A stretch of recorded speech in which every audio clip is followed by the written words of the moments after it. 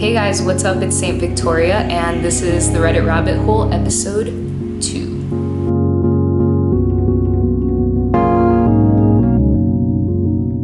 What do we have for today? Okay, so let's get started with my favorite subreddit, Am I the Asshole? And probably the craziest post I've ever read on that subreddit. It goes, am I the asshole for not letting my husband go to the funeral of the baby he conceived with his mistress? Holy shit, that's a heated situation. Legit, the first comment on this is, holy shit, I think this one is above Reddit's pay grade. And above Reddit's pay grade it was. Nobody could agree on whether OP was the asshole or not. I think more than anything, most people commented no assholes here, and like that was the label that it got at the end.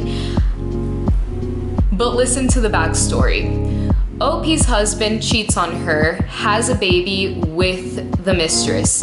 OP forgives her husband and says, okay, I'll accept that you're gonna be in this baby's life, that you're gonna financially support it, yada, yada, yada. Unfortunately, and really tragically, the baby is a stillborn, and so now the mistress is texting OP's husband about the funeral. And he obviously wants to go because it's his child. But also obviously, his wife, OP, doesn't want to let him go. A lot of people in the comments are saying, you know, the funerals are for the living, like what other reason would he have to go other than to comfort the mother, who's the mistress? And that's heated, like that's, for me, an undisputed fact. Funerals are kind of for the living, and at the same time, the father is also living. Like, people forget that, you know, just because he did a really shitty thing and cheated on OP, he's still a human being and he lost a child. And I think that that's really where the conflict lies, because it's the death of a child that had nothing to do with the affair, who had nothing to do with the sins of the father and the mother. I personally commented on this post saying that OP and her husband should go privately and mourn in private, because I just don't see what good could come out of him going to the actual event of the funeral. I don't know, that's just my personal opinion. I might get canceled for this entire series. But anyway, let's move on to the next controversial post, which is probably worse than this one. This is from another really good subreddit called Our Unpopular Opinion. And usually, like, you know, like on Am I the Asshole, on Unpopular Opinion, people tend to post things that are actually not an unpopular opinion, but I think this one actually is a super unpopular opinion. The title, by You Reddit Crown, with a K. I like it. I like it. I honestly don't care if your child has autism, I still don't like him. That's really harsh. That's like really harsh. I feel like the PC police is gonna come after this guy real quick. But there's obviously the caveat that people write in these so that they don't sound like that much of a monster. And the one in this post is, if your child is highly functioning enough to pull the, well, I have autism, so that's why I ... insert obnoxious behavior here, then my sympathy for your particular situation has died.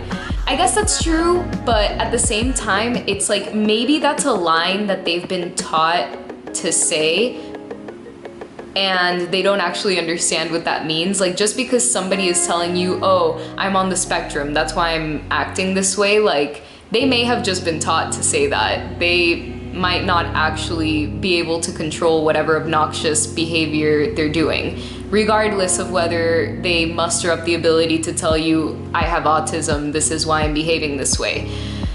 That one's really tricky. I don't really necessarily agree with that, just because I don't know what it would be like to have a child with autism. I've never really been close to anybody who has autism, so I don't know. I do believe that you shouldn't make excuses for your bad behavior, but then at that point, like, you blame the parents, because the parents are supposed to be the ones that reinforce good behavior and teach that bad behavior has consequences. So really, I feel like this post should be about the parents who, you know, stick up for their kids' bad behavior. Like, that's not necessarily okay. But I don't think that should fall on the person that has autism. That's really mean.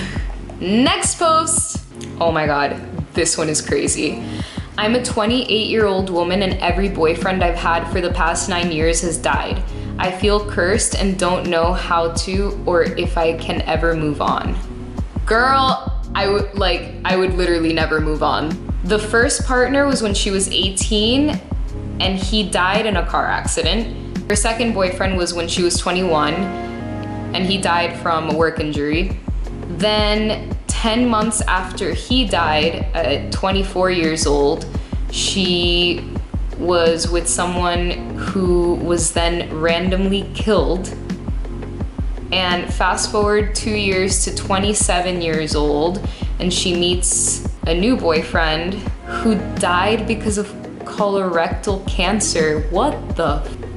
I would feel cursed too. What? I would think that I'm cursed, straight up. Like, she's asking if she should move because people are starting to talk about how she's cursed or how she might have had something to do with their deaths, which is even worse, which obviously she didn't, but imagine living in that town and knowing somebody who's dated all 4 of these people and all 4 have died. If you lived in a small community, what would you think? Don't tell me that you wouldn't think the same thing. You kind of have to battle like what the chisme side of you, like the gossipy side of you wants to think, and like what's actually reality, because the two can get conflated really, really quick. And so I can understand why everybody in the town would be like, she's cursed.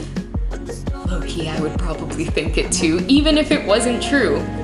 That's really crazy. I would have moved a long time ago. If I were OP, I think I would go to therapy first for this whole chain of traumatic events that have happened to me in my life. Then I would move. I would try to start new. Maybe don't date anyone for a while and like just focus on yourself. And like, even saying that seems so unfair. Some of the comments were saying really nice things, like maybe she was a part of their life to brighten up the last days of their lives. And you know, everything does happen for a reason. Maybe she's a really lovely person to be around, and that's why God put these men who were gonna die anyway in her path. So, you know, sometimes we just have to accept things for what they are, even if they're really shitty. That's what Reddit has ultimately taught me, that things happen to people for a reason, and sometimes that reason is really shitty and the truth doesn't reveal itself until way later in an update post. But anyway, thank you guys so much for watching. If you liked this video, go ahead and give it a like. Hit the notification bell if you want a notification for when I do these videos. And if you're new to this channel, please hit that subscribe button, and thank you so much for watching. I really appreciate it. Until next time!